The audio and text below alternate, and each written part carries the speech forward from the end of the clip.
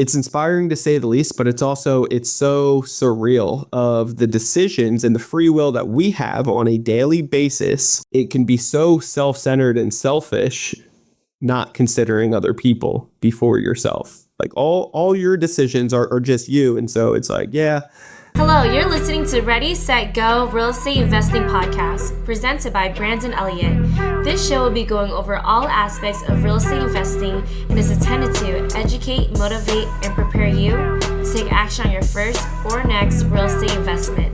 For more information, please visit BrandonElliottInvestments.com. Thank you for listening and enjoy. Welcome back, everyone, to Ready, Set, Go Real Estate Investing Podcast. I'm your host, Mr. Brandon Elliott, and I just got back from a live in-person event, one of the best masterminds that I'm a part of, the Boardroom. And if anybody wants to get to experience as a guest next time, I highly encourage you, just DM me, reach out, and I can hook you up with a guest pass behind that and to go to the next one. It's super badass. It's for high-end real estate investors. And it's always a motivation. It's always a next level. When you get into groups, circles, communities, you're around high-level people that are very driven, to say the least, and that they want something bigger and better, and they're never going to settle for less. They will constantly be investing in themselves, pouring into their business, growing and scaling their business, and taking it to the next level, helping out more people for the greater good. And that always motivates me because we're literally like the smallest fish in the pond. In many seasons, it can feel like that. And I know we're doing big, amazing things. So I'm not discounting myself, but real recognizes real. And there's some real big players, some big fish in that group. When you're talking about hundreds of other people in there, there's some people doing billions of dollars worth of business, others that are doing hundreds of millions and things like that. So say the least, it is a great room to be a part of. And so that was in Dallas, Texas, and that was a lot of fun. What I can tell you is that we had the opportunity to hear from Ed Mylett, and we've seen Ed speak several times in the past, both Jen and I, and we also have been able to meet him privately one-on-one a few times as well in small group settings, like 10, 15 other high-level mastermind members in some big groups. And if you don't know Ed Mylett and his story and so forth, you guys can Google that and check it out on your own. There is a book of his, One More, and there's a lot of power behind that. Many of you might have already seen his speech. He did something different this time. He did something that was very creative and unique about, still geared towards that, but completely different, and just like shut down the place in many different ways. And what I want to kind of like spark here is a couple things. One is just acknowledging what is working right now, simply, and what is not working. Okay. And this isn't what he was talking about, but I do know for like business, EOS, we talk a lot about what's working in the business, what's not working. Focus on the things that are working, keep doing those and systemize that. And things that aren't working, how do we actually improve upon that and fix it?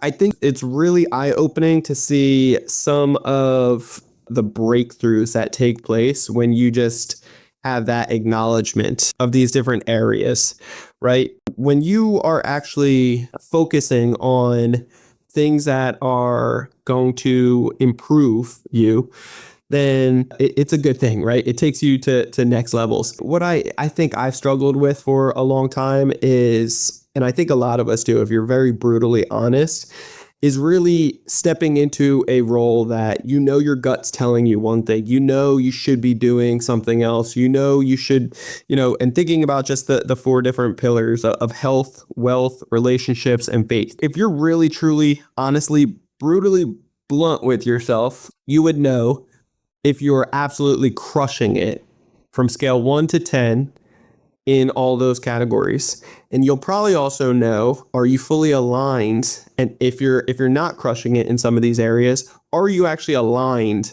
with your full purpose? And are you doing some big badass things? And not to beat yourself up, because I think it is very common that we beat ourselves up and we don't count all the blessings and all the things that we've accomplished and all the goodness. But there's levels to everything. And just because you get to let's say you get your first $100,000 and then you get your first $250,000 a year. Then you get your first $1,000,000 a year. Like it feels good, right? And then after that, you get your first $100,000 a day, right? Or you get your first 10 million a year. You get to these different levels, and then it's 50 million, 100 million. You're starting to grow and scale. You start to getting into these communities and these circles. My question is, what's actually holding you back from getting to that next level? Like, what are the actions? What actions are you actually making or breaking your dreams right now? And another way to kind of put this, instead of saying what actions are either making or breaking your dreams, another way to put this is what are you doing to either create life or create death or killing towards your dreams?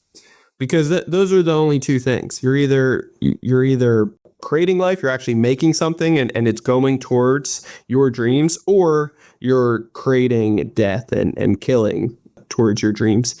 And if it's stagnant, if it's in between, it's just steady, it's just, it's bare bones, it's not up, it's not down, then trust me when I tell you, it's the same exact thing as death. It's going in the wrong direction. You got to be growing and scaling. And so once we started actually acknowledging this, because again, if you're super brutally blunt, like I try to be, like I aim to be, you'll start acknowledging, like, I may be crushing it over here, I may be doing well over here, and you should acknowledge that. You should be like, yes, I'm the best in these areas, but other areas you could definitely use some improvement on. You could definitely start sharpening your sword a little bit more in these areas when it comes down to health, wealth, relationships, and fitness. And if you aren't scoring high in these areas, then it starts opening up kind of like a gateway of death. It starts going down the wrong path if you are acknowledging your gut, your inner instinct, God speaking to you, you have friends speaking to you, you have people in your path that you should be going down this certain road, and you keep on self-sabotaging for some reason. You're not doing what you should be doing. It made me think back to the pieces that Ed Milet has always kind of talked about when he's mentioning you are the one. You should feel morally obligated, to say the least. It only takes one person, just takes one individual to actually make the life changing decision to save somebody else's life, to make that ripple effect, to be able to just totally pivot the direction of where the death could have been coming from.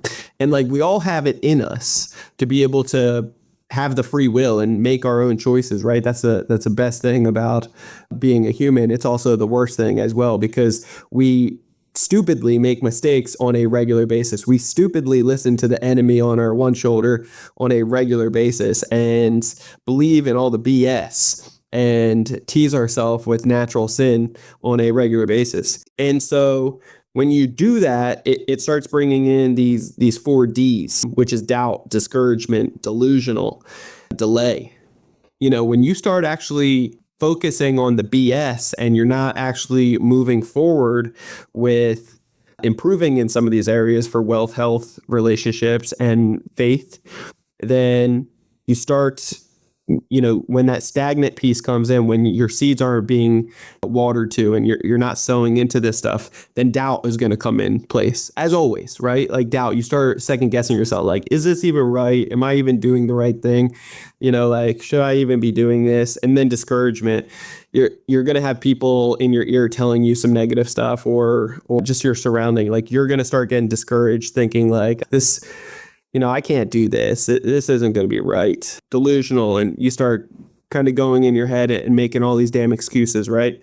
And then at the end of the day, you delay the inevitable. You keep putting it on the back burner. Well, I could do it later on. I'll get fit at a different day. I know that I can lose weight quickly. Well, over time, it starts becoming harder because you've been delaying so much. And so overall, when Ed was talking about how there was one person that, that his grandfather passed away from being an alcoholic, drowned in the basically on a side street of a gutter because he was face down and he drowned just from being drunk.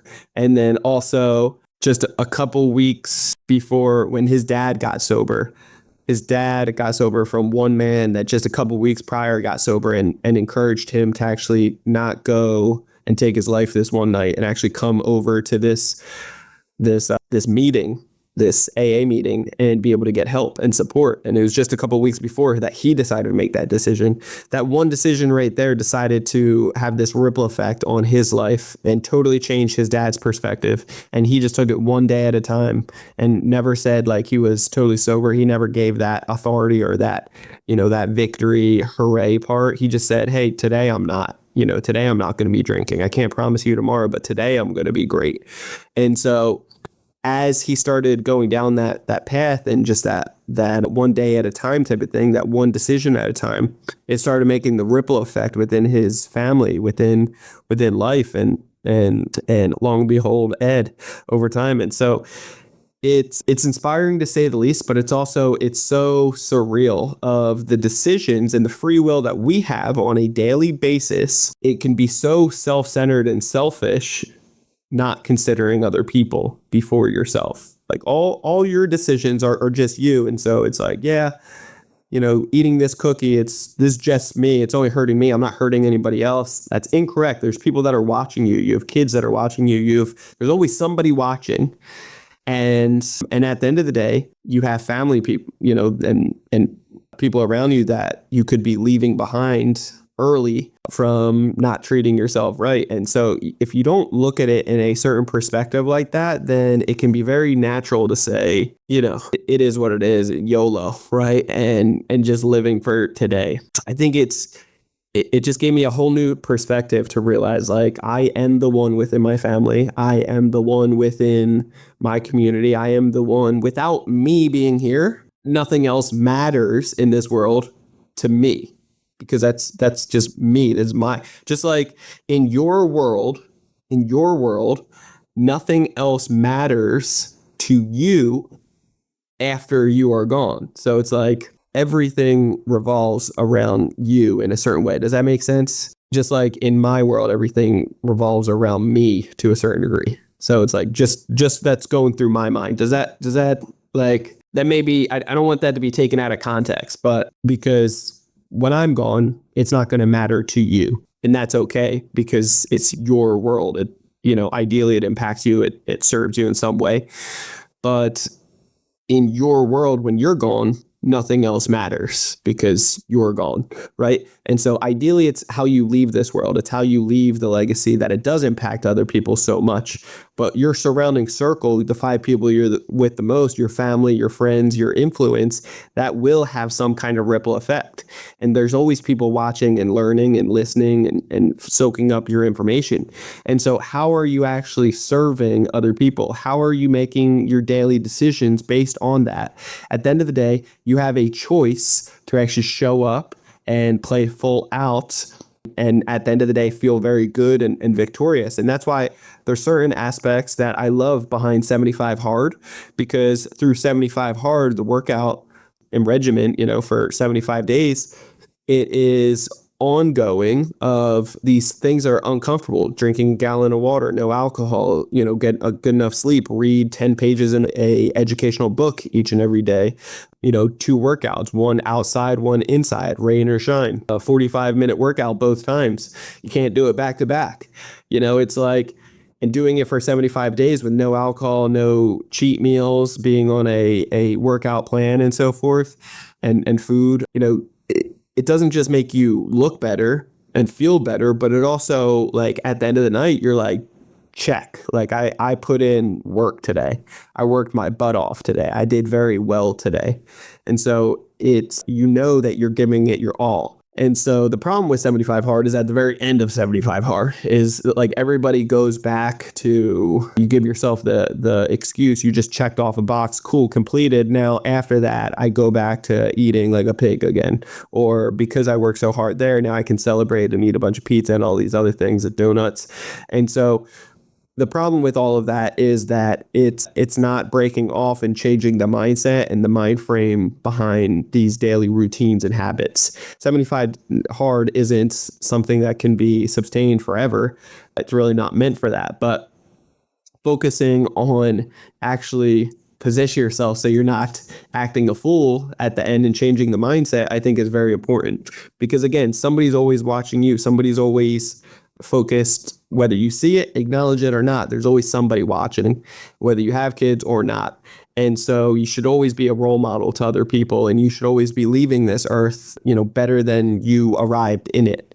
And so I just want to challenge everybody today. If you feel like something's been calling you in your heart, in your gut, like you've been having God speak to you and say, and giving you these fresh downloads in your mind, and you're like, hey, there's these things that I know I can be better. The choices, however, that I've been making have been opposite to that. With the four main pillars, right? When it comes down to health, wealth, relationships, and faith. When it comes down to health, again, people are always watching you. People are nobody ever raises their hand and say like, hey, I want to die early. I'm good going 20, years before I'm really set to go.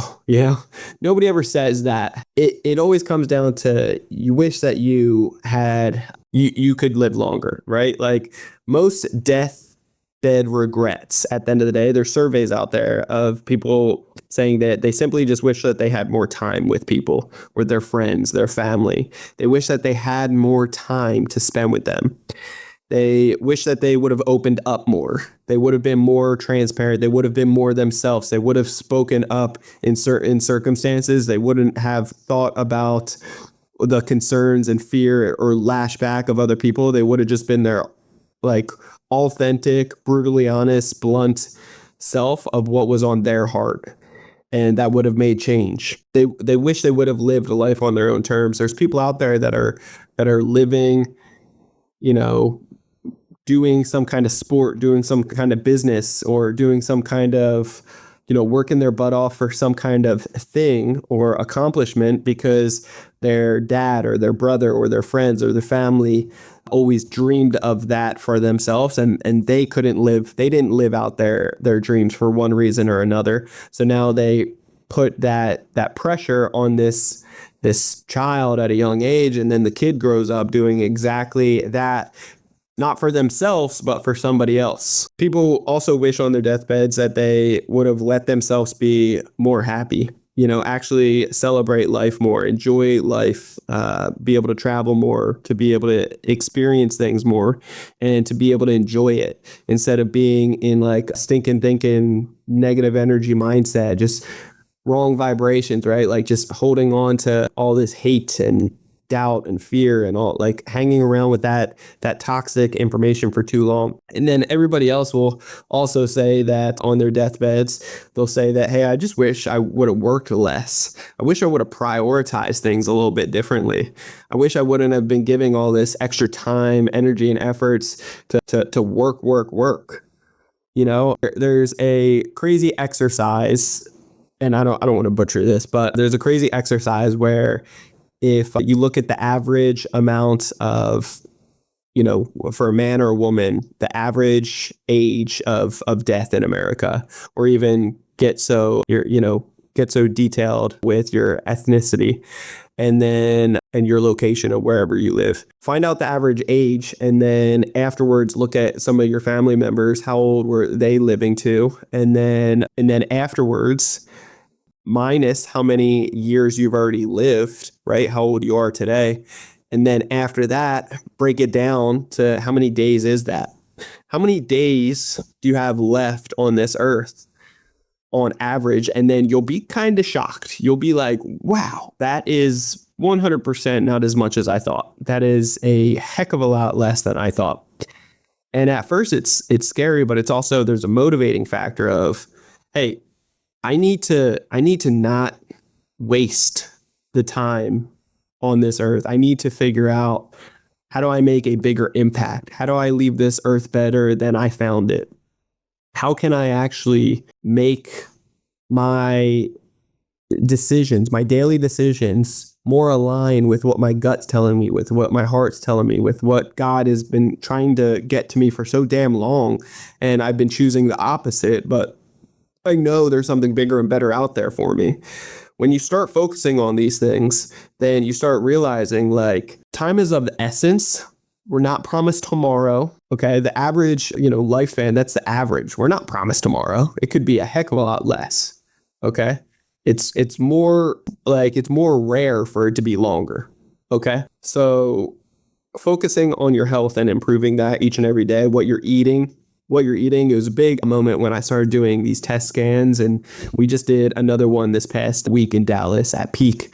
And it was so eye-opening to see there's certain things that I'm doing right now, all from food-based stuff, I believe, that's just incorrect. It's out of alignment. And if I continue down this path, it could be devastating for my family, for the simple fact that I could be chiseling years off of my life from habits that aren't serving me. And it's selfish if I keep going down this path.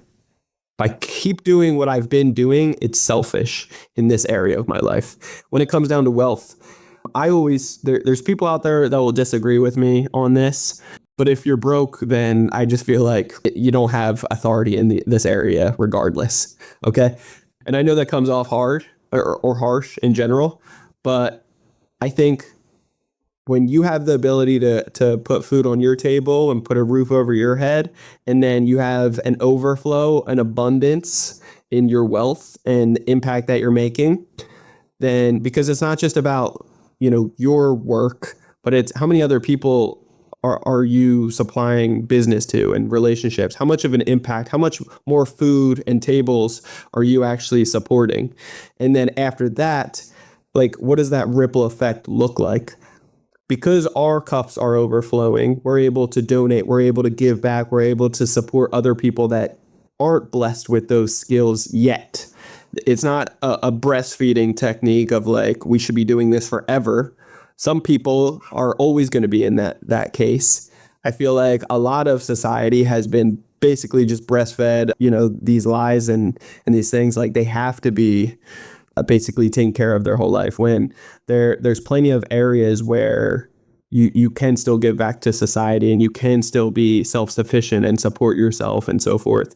And so when you actually focus on wealth, you should feel morally obligated to not just put food on your table and get houses and take territory and invest in yourself and keep growing and scaling for your family and generational wealth behind it. We should also do it for others that aren't as blessed. And if we all have that mindset, that mentality, then people with wealth also have authority and they have respect. And so now, like somebody that has an amazing mission, an amazing heart, an amazing that could really change the world. If they're absolutely broke, busted, disgusted type of thing, then all that supernatural power that they have within them, it will be looked over each and every day because they don't have the respect from anybody else. The poor person walking down the street with their hand out is going to say, "Oh, dude, you have your hand out too, just like me." You're not giving, like, what's the impact here? To be able to there is truth behind money, power, and respect type of thing. And so it's crazy behind it, but we should all be driven towards taking down more wealth as well, so that we can get the money and out of the hands of the wicked and actually be able to start transforming our own lives, get our own families set up, start breaking off generational curses, getting generational wealth, and then start positioning to be able to help out others that ideally will be able to change their life over time, or there's some that just will never be able to.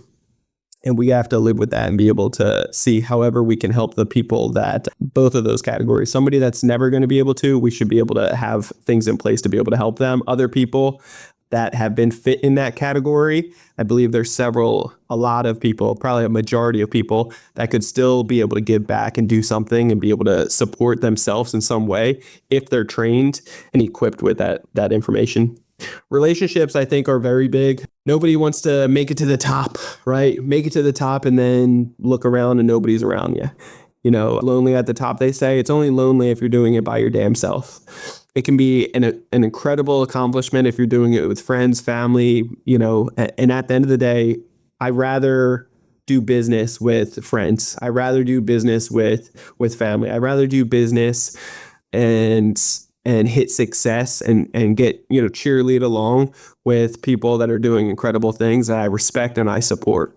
Like, you want to do life with people that are doing big, amazing things. But understand this, if you are in a circle of average people, or you're the best in your circle, you should look around and figure out, how do I get into the next circle? How do I start surrounding myself with high level people that actually care to do bigger and better things? You don't want to stay in a circle that is going to drag you down, or you're not getting motivated and inspired by. It's pretty eye-opening to see when you are looking to grow and scale, the circles that you'll start to get around and the ones that you're going to have to leave behind. It's just part of the process. And they should either get motivated around you to get up to the next level as well, or be okay with, finding yourself in other groups that are inspiring you to take to the next level. Again, there's stories that I can tell you behind that, but I think it lands enough by realizing that people are always watching, and your circle is very, very important. How you're making your decisions and how you are actually focusing on something bigger and better. You want to be the almost the weakest within your group, the 5 people that you're spending the most time with, so that you can get dragged up to the next level. And then faith, at the end of the day, you don't, like, how sad would it be if you didn't actually get to spend time and be able to figure out the relationship with your maker? It's one of the saddest things, because there are some people out there that make it extremely successful. I don't know how the hell they do it, because I feel like everything that I've had comes from just like having that higher power relationship. But what I would say is, how sad would it be if there's something even bigger, another level, but you just simply never got to have that relationship or know the creator of the universe, like the person that actually, the individual that made everything, that aligned everything for you. I think there's power behind that once you actually start figuring out and spending that quality time and building that relationship. There's just extreme power behind it. And so when you pass, you don't want to find that person then, because it could be devastating in so many ways. So a couple things to actually make this right, to actually put yourself on the best path, right? First off, you just got to acknowledge, that the decisions that you are making right now, what's actually working and what's not in life, within work, within business, within your W-2, within your household, within your relationships, within your fitness, within your wealth. What's working and what's not? How do we learn from the things that aren't working and actually start testing out something that could be working? You got to test, you got to try, but also following that gut feeling, that thing that's in your heart that that you've been denying or you've been pushing back. We're not guaranteed or promised tomorrow. Whatever childhood hurt or whatever you have, you got to start working through that so that you can actually get the breakthroughs and start focusing more with alignment so that we can actually take it to the next level. You don't want to be on your deathbed, whether that's next week, next year, next month, next 5 years, next 10, 20, 30 years. You don't know how long you have.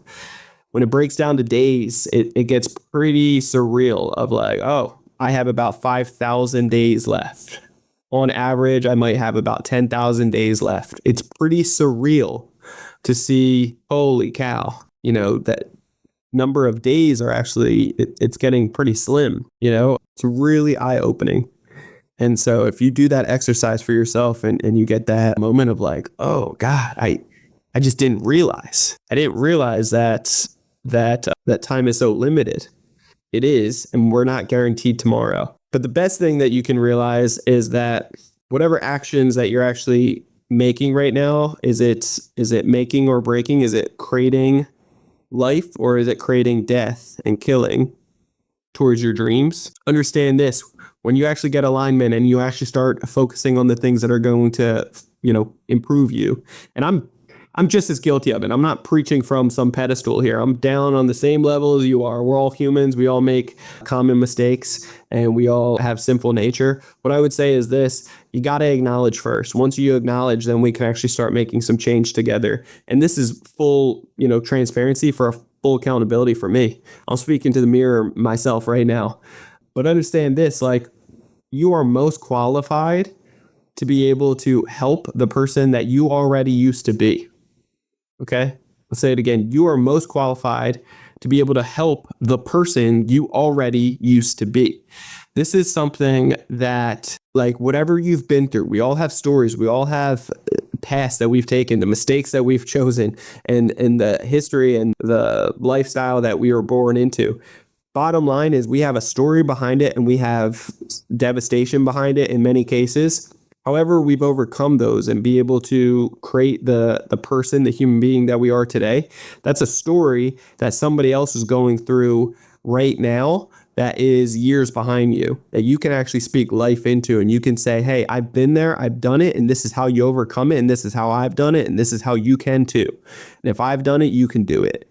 And so when you give that speech and you can actually be just authentic to yourself, and just be brutally honest, like, that's going to help you live with no regrets, first off, on your deathbed, but it's also going to be able to impact the people that you are designed to impact.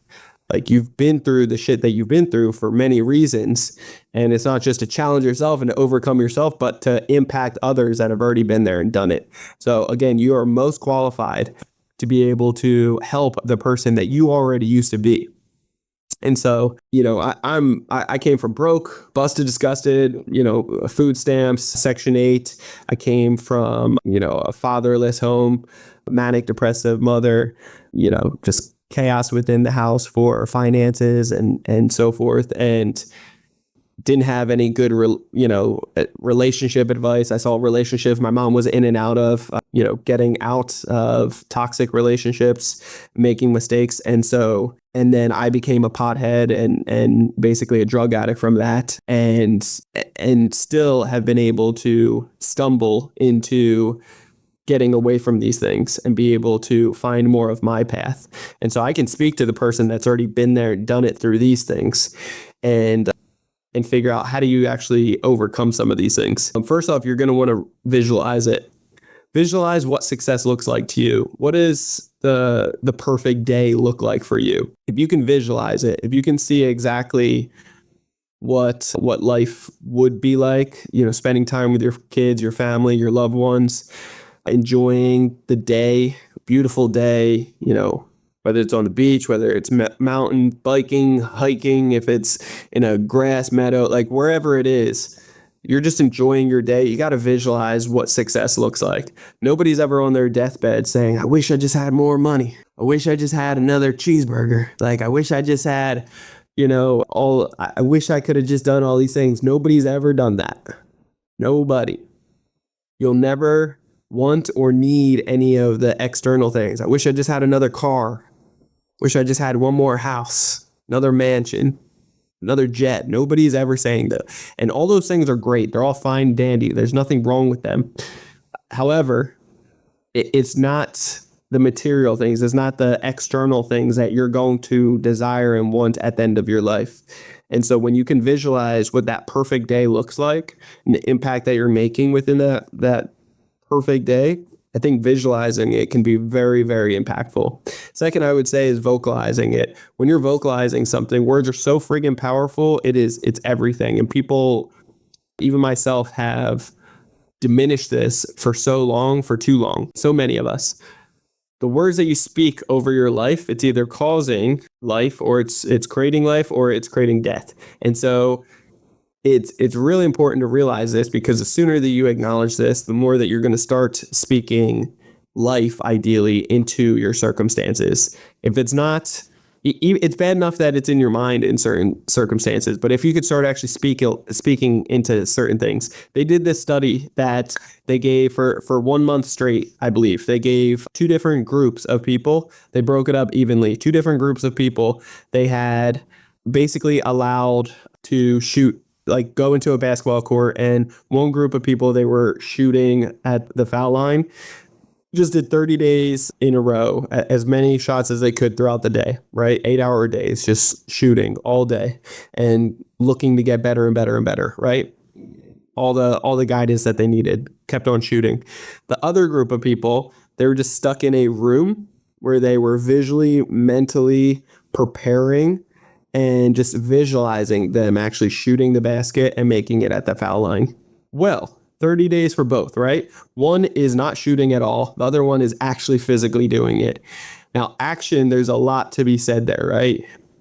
And it should be a lot, action, you got to take action. But when you actually visualize this and then you start vocalizing it, and they just kept on, visualizing and speaking it out, like, we're going to shoot it, and just swoosh, making it, once they actually tested people and actually did it after the 30 days, they both actually got the same results. It was like 50-50, same results.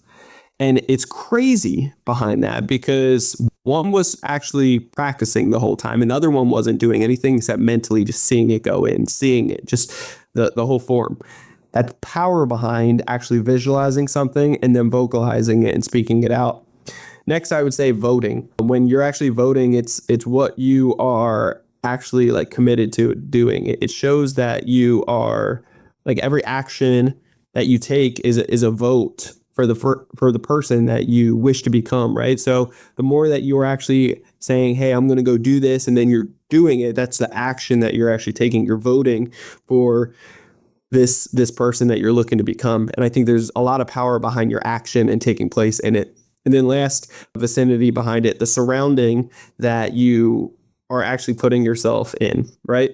We've all heard the saying, and I've mentioned it multiple times throughout this, but you're the average of the 5 people that you hang out with the most, right? You're the average of the 5 people that you hang out with the most. It is no coincidence if you are around a table of, a bunch of overweight 300-pound people that over time, most likely, you will become that 6th one, right?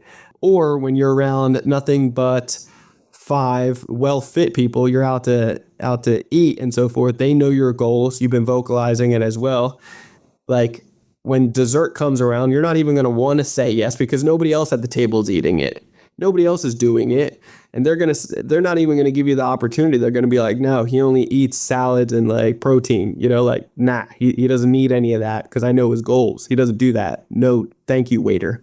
Like you're not even going to go to those restaurants that even has those opportunities.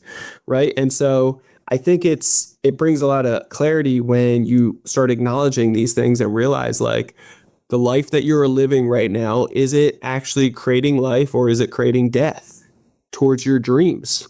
Because it's easy to say that you want these things, maybe once or twice. Do you say it once or twice, or you think it once or twice? Like how cool would that be? But are you actually doing all the things that take place? Are you surrounding yourself with high level people? Are you choosing with your actions? Are you voting with your actions each and every day and making the choices that actually align with your gut, with your heart, and what God's been telling you and trying to speak to you for a long time with? Are you actually making those choices? Or if you're brutally honest like me, you know that there's several areas of your life that you're not giving it your all. You're not pouring into it. You're taking the easy way out. Whatever the excuses are useless. You're not going to be able to take those to the bank. But trust me when I tell you, it feels really good when you get into alignment and you're like, at the end of the day, you're like, man, that was a tough day, but it feels good. Feels good. I chucked off everything. I feel aligned. I feel like I did everything that my gut was telling me to do. Even when I didn't want to do it, I didn't take the easy way out. I said, screw it, I'm doing it. Why? Because my goals originally I said I committed to. I'm down to do this. I want this. I need this. This is what I'm going for. I feel aligned. I feel centered. Like it feels right. And it feels good at the end of the day, checking that off and like, man, I did this, when I didn't want to, when I could have pulled out all the excuses, but I knew that other people are watching me. I knew that other people are watching, and it just takes one decision, just takes one person. And hopefully I did my role today that could have that ripple effect from the choices that I made today. It just that one choice, any of them, any which, anything that I did today of those choices that I've made, I pray that one of those choices just made a ripple effect in the right direction for someone, for something within my community, within my area, within my family, within my finances, within generational wealth, within generational transformation. If it's just one person, then my God, something amazing just took place. And so understand if you could focus that energy, if you can actually do these things, then you're not going to live with regret.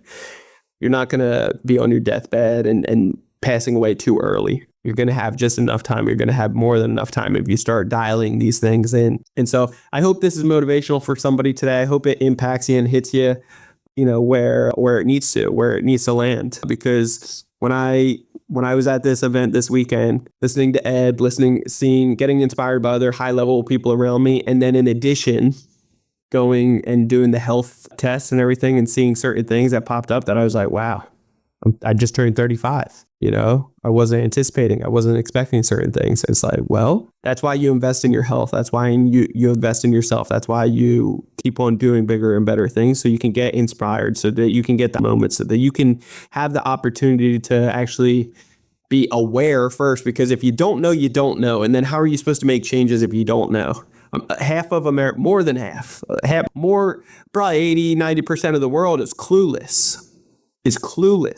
That's why it's your job. It's my job. It's all of us.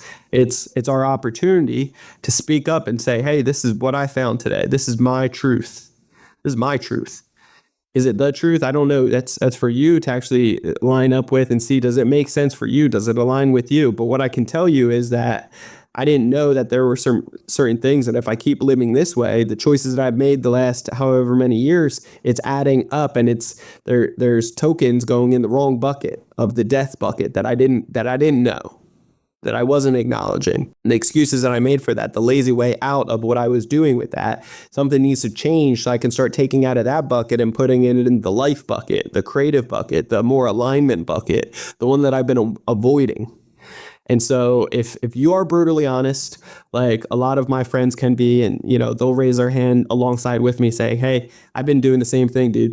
I've been making the wrong choices. And I know people are looking at me. I know I am the one within my family. I know that I am this, and God has a big calling over my life, and I'm not hitting those levels, or at least fast enough how I'd like to hit those levels. Of course, I'm growing, I'm scaling, but it's slow and steady, which is okay.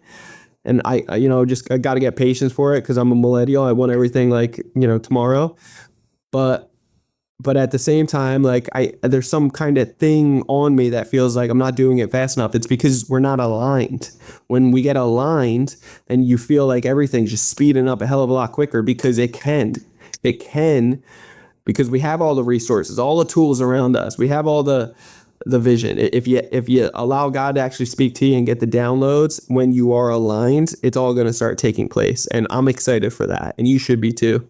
But understand that everybody's always watching you. There's always somebody watching you, whether you have kids or not. And you should be uplifting and motivating. If just one person takes action or takes change from the things that you speak or that you do, those routines, it's going to be life-changing in so many ways. And you don't even know until you see it. And maybe you never see it, but just know that everything has a ripple effect, and it just takes one. So love you guys all so much. I pray that this hits you where the good Lord splits you.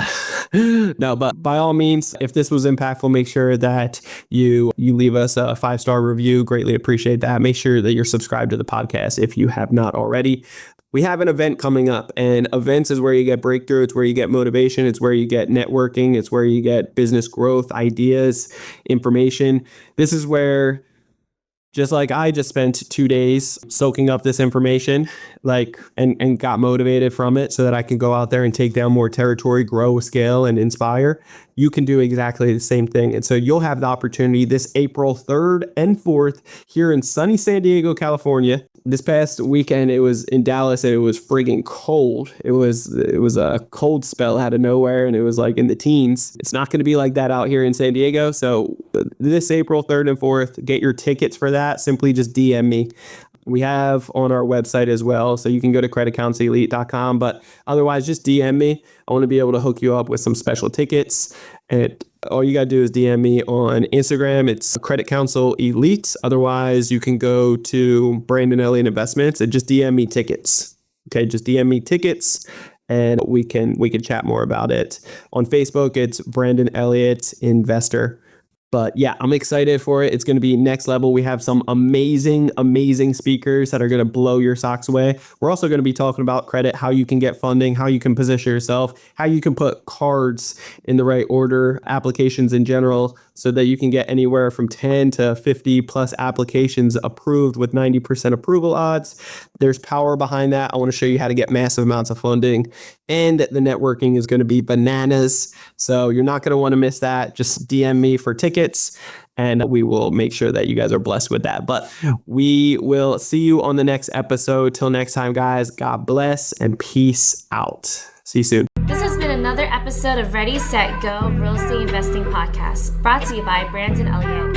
For more information, please visit BrandonElliottInvestments.com. Also, please don't forget to like, share, and leave a comment below. Thanks again for joining. Until next time, God bless.